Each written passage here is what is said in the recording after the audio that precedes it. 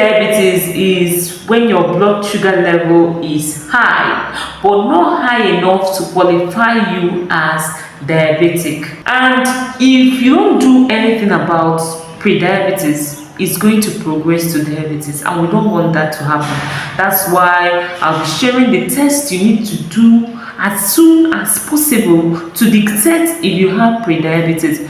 Don't just assume you don't have it. Right now, more than 80 million people in America have prediabetes, and that's about 1 in 3 adults. And 80% of these people are not aware they have diabetes. There is no data in Nigeria and Africa on the prevalence rate of prediabetes in Nigeria. Just this week, about 3% told me they got diagnosed with prediabetes. So it is very, very important that you get to know your sugar level and do something fast to correct prediabetes if you have it, so it does not progress to diabetes. Before we proceed a bit about what this channel is about, I am Amarokereke, a chemical pathologist and a mom. All I share on this channel is how you can improve your hormones and metabolism to have optimal health. So if that's something you are interested in, please consider subscribing to my channel.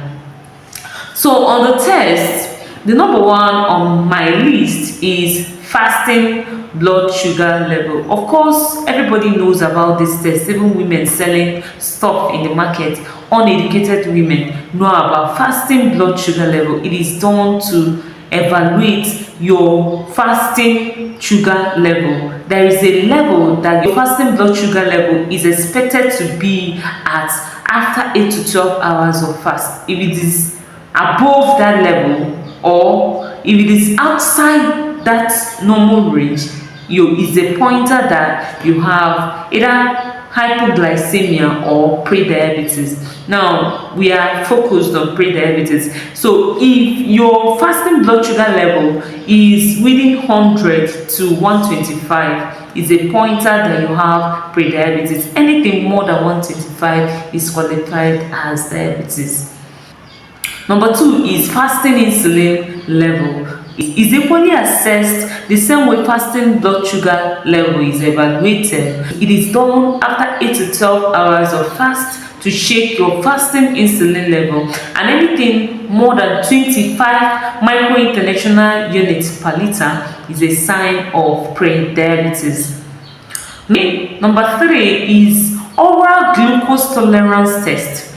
Oral glucose tolerance test is used to check your body's ability to metabolize glucose, and in this test, your basal glucose, your basal sample is first collected. When you get to the lab, they will collect your fasting sample and evaluate your glucose, then give you a glucose meal. That glucose meal is usually 75 grams of glucose. You'll be given 75 grams of glucose dissolved in water to drink, and then your blood sugar level will be monitored after that glucose level to assess your body's ability to metabolize glucose.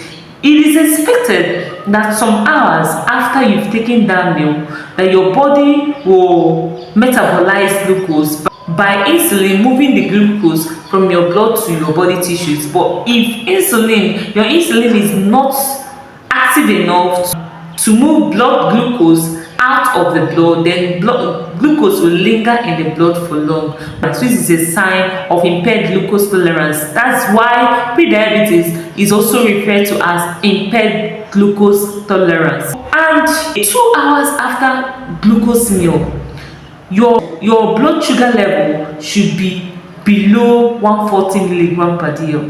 But if it is above that, anything within 140 milligram per dl to 199 milligram per dl, it is a sign of prediabetes. Then the last is HOMA-IR. HOMA-IR is done using your values gotten from your fasting blood sugar and fasting insulin, and anything outside 0.5 to 1.4. Anything more than 1.4 is a sign of prediabetes. I hope you go to the lab tomorrow to evaluate if you have prediabetes and do something fast to reverse it. In my next video, I'll be sharing how you can reverse prediabetes. Please subscribe so you don't miss out. Catch you in my next video.